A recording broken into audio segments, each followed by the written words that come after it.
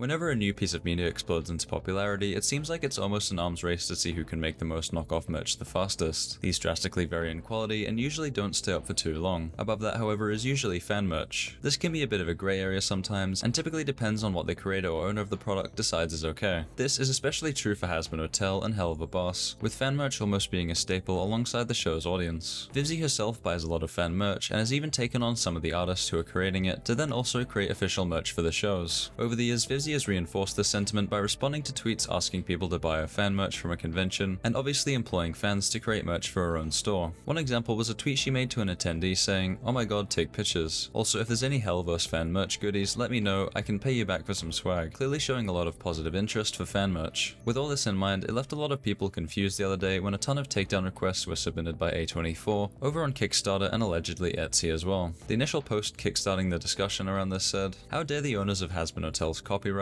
mass report fan merch and fan art when the fans were the only thing keeping it alive for 5 years. Fanworks are important to an IP's staying power, and this is a big FU. The sooner people realize fan merch is good for an IP, the better." If we take a look over on the Kickstarter website, you can take a look at the DMCA takedown section and find a ton of takedown requests from A24 Films, LLC. This of course upset a lot of artists who seemed to be under the impression that this was all fine, and were not impeding on Vivzi's merch as they'd not been told otherwise. I think a lot of this does rest on Vivzi's shoulders here for not outlining her expectations for fan merch and muddying the waters by buying from and employing people who make it. It only serves to further inspire others. In response to this situation specifically, she did vaguely respond by retweeting a post that was talking about their conversation they had with Spindle. They said, "Great news, Hazbin and Helva fan merch is safe. Spindlehorse contacted to clarify the C&Ds of fan merch, and I was assured that this is only an issue with fundraising services like KS and GFM. Nobody, not even A24, is going to go after fan art on Etsy, at cons, or elsewhere." One user replied to the post asking for receipts on the response, as the original poster isn't an official source, but they responded saying that they can't because Spindle don't want to set a precedent for the DMs being shared. The tweet reads, "I was asked not to as they'd prefer not to set a precedent that it's okay to share the DMs. So I'm gonna respect that, but I understand I'm not an official source, so use what caution you feel is real." Interestingly, in the replies, we get some more details surrounding Kickstarter, where they talk about it being a legal issue with raising funds for an IP they don't own, which makes a lot more sense. One part that didn't make sense, however, was that the Etsy stores were going to be left alone. There have been a lot of artists replying, all showing that their stores had been taken down all around the same time, which surely can't be a coincidence with the removal of everything else. It was good to get some clarity, but with this new update, I think it would have been a perfect time for Vivzi to set her expectations within the fandom. She is allowed to change her position on the fan merch, but doing so without informing anyone seems to miss the mark. One theory I personally have is that A24 and Hazbin might be getting ready to push a merch drop for the show, and don't want all the pre-existing fan shops to interfere with their sales, causing them to preemptively just get rid of them all to set themselves up for success. Another pressing issue I saw being brought up was the playbills that were a part of the initial pre-order for the series. So far there's been no news on what's happening with them or when they will arrive for those that have pre-ordered. So far it looks like everyone has received everything else that came with the package, but is still waiting specifically for the playbill. One user claimed to have politely asked, "Hey Vivziepop, what's the status of the playbills?" and was met with a block from Vivzi. I did actually have a look back through the account to see if there's anything else Vivzi might have blocked them for, because it seemed a little bit random. It seems like the user had previously gone around calling Vivzi an abuser, so I imagine this was the major factor in the block, not just the question. Hopefully alongside we will get an update on the playbill soon, since it's been quite a while since the pre-orders were closed. Overall, I'm not too sure what to think of everything here. I definitely would have made an official response to get ahead of the takedowns, but that's obviously with hindsight. It seems like everyone's just waiting for more communication from the team, especially about the playbills. It was a shame to see all the Kickstarter projects go to waste, but sometimes that's just how things go online. Anyway, that's all I wanted to cover in this video. Let me know if you have any thoughts on the merch down below in the comments. Thanks for watching, and I'll see you in the next one.